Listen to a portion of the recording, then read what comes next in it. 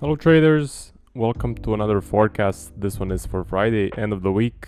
As I said yesterday, we had much volatility in the markets, many movement and not really a clear direction, more of a ranging market on the Japanese pairs.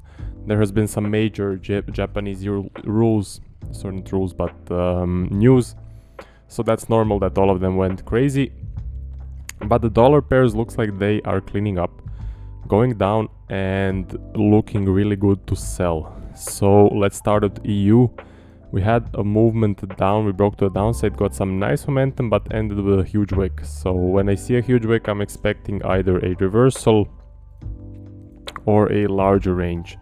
What I'm waiting for currently, because it is Friday, I'm only trading until 5 p.m.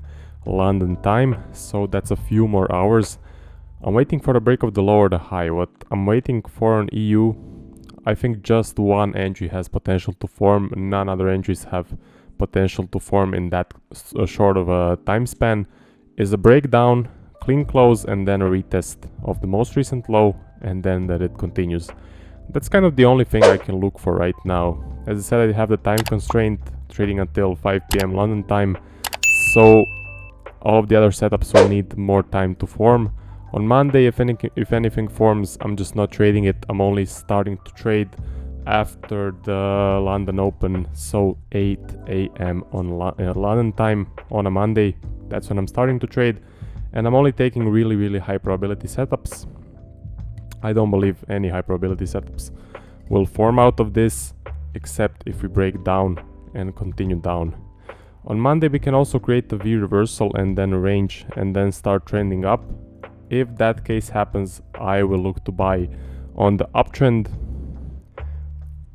Switching over to Euro Japanese Yen, ranging. So this is that large news candle. This is the huge wick.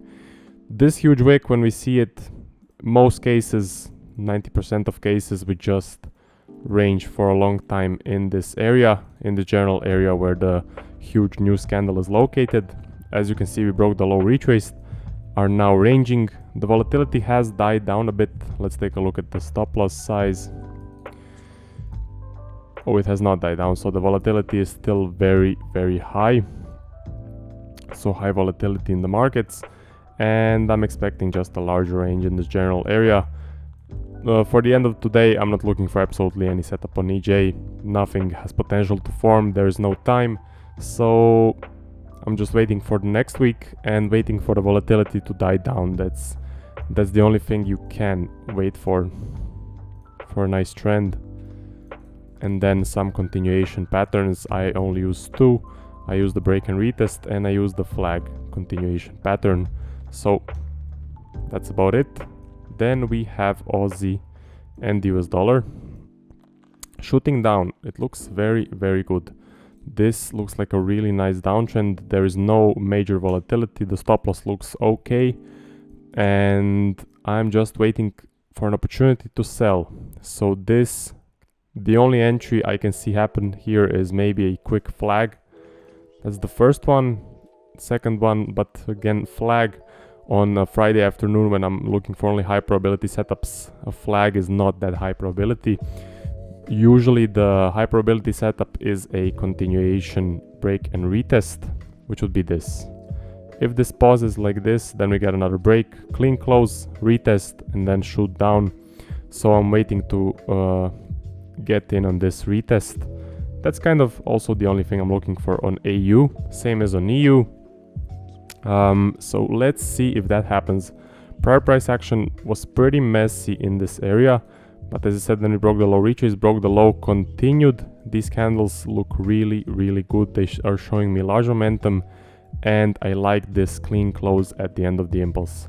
So I like everything about this impulse, and I am looking for a break and retest trade, definitely. Now we have the Aussie Japanese Yen, which is same as EJ. Had a huge news, huge wick, expecting a larger range in the general area, and not taking absolutely any trade for today. Next week, maybe what I'm looking for the next week is for a nice trend to start, and the most important thing is for volatility to die down a bit. You can see volatility is still very large. You can see the stop loss 12 pip stop looks tiny as hell. So I need to see first the volatility to die down. Second, I need to see a trend up, trend down, and then a clean continuation pattern. That's kind of the only thing I can forecast on this one. Now we come to the pound. So we have had a nice push down. This is exactly what I'm looking for on the pound. Let's see how the stop loss looks like on this one. So for this one I do use a 15 pip stop loss. It looks tiny. That's a bit of an issue. It looks really small. But with a break and retest trade, I'm not really that concerned about the tiny stop loss because it usually just retests and then goes into our direction. This is normal for a Friday. Usually on a Friday you can backtest this. We have a sell-off. Usually most of the markets tend to move down on a Friday, especially Friday afternoon. That's a really good edge you can exploit. So this is definitely normal that we are shooting down and the dollar is gaining strength. So very interesting stuff. And yeah, so we had, let's see if we had some entries right here.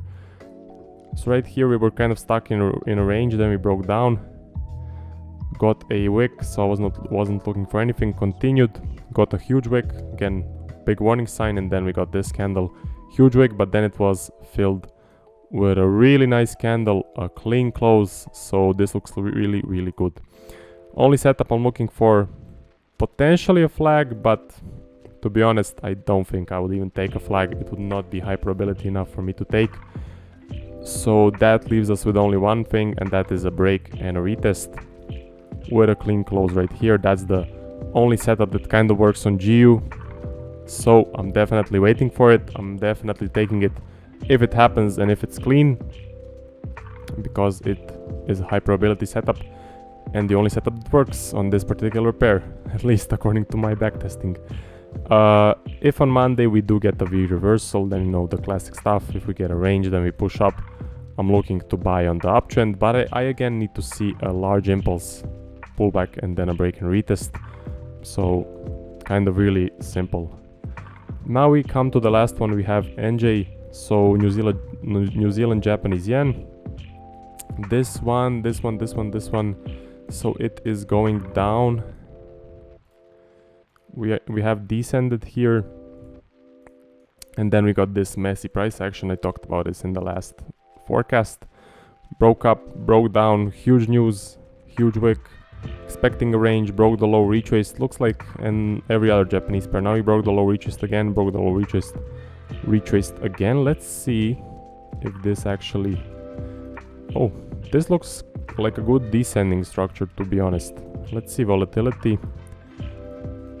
Stop loss size. It looks small, but it has some potential. So this is a really clean descending, I have to say. We are breaking the lows, leaving wicks, breaking the lows, wicks, breaking the lows, leaving wicks. It's a really good sign of a reversal. So let's see if maybe we get a nice large impulse here and then maybe a combo to the reversal entry area, which would be this inside bar. I am trading reversals on NJ, but they do need to be, they need to look good. So let's see if a reversal forms at this point. I'm not sure if I would be taking it, but I would definitely consider it if we get a push, a clean close, and then a combo to the entry area, because combos are the highest probability entry continuation pattern that I use. That's about it for Monday. So let's say we don't get any setups, then on Monday I'm looking for more of a descending, and I'm definitely looking for a reversal, a flag, or a combo. So whatever we get. If this starts to ascend, then you know that a larger range will happen. Again, we got an indication of a larger range because we got this huge wick, so wouldn't be a surprise if this starts to range. Or we can go up, get a trend, we can go down, also get a trend. So classic stuff. Now that's about it. So this is descending. I am looking for a potential reversal, but most likely I'll wait for the next week for the price action to develop a bit more, because a huge warning sign is this candle. I'm just really worried that this candle is indicating to us a larger range, and that and that something like this will happen. That's about it for the forecast. I'll see you guys in the next week. Do be more patient. Do trade only high probability setups on the afternoon on a Friday, because usually these setups on a Friday afternoon don't play out that well, or you have to close them really early. So yeah, that's it, and I'll see you guys in the next forecast.